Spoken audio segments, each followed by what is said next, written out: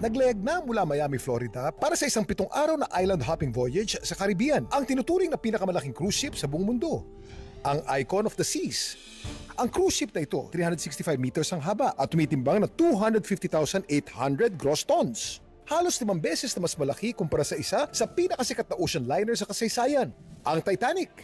Meron tong 20 decks o palapag na kaya mag-accommodate o tumanggap ng halos 8,000 na pasahero at crew.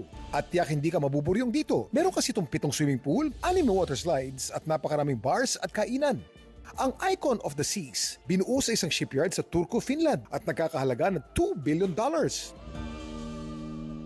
Kuya Kim, kailan naglayag ang pinakaunang cruise ship sa buong mundo? Kuya Kim, ano na? Ang pinakaunang cruise ship ay mga mail ship at ito'y pag-aari ng Peninsular and Oriental Steam Navigation Company. Ang pinakaunang cruise ticket naman ay binenta noong 1844. Ito'y ginamit sa isang cruise magmula London paikot ng Mediterranean Sea. Ang pinakaunang cruise ship naman ay inimbento ni Albert Bollin ng Hamburg America Lines, isang German company. Ito ang Princess Victoria Louis na may habang 124 meters at more than 4,000 tons ang bigat. Nilaunch ito noong 1900 at nag-operate hanggang 1906 matapos ito mag-crash sa Jamaica.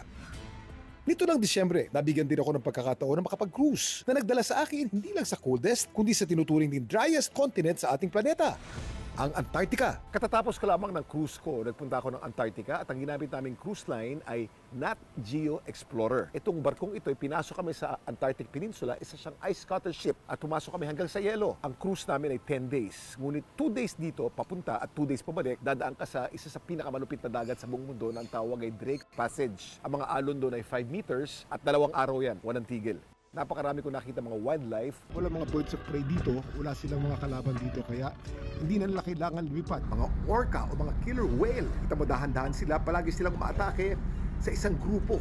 At ang Antarctica, words cannot express how beautiful it is. Sa sobrang ganda, parang wala ka sa planet Earth.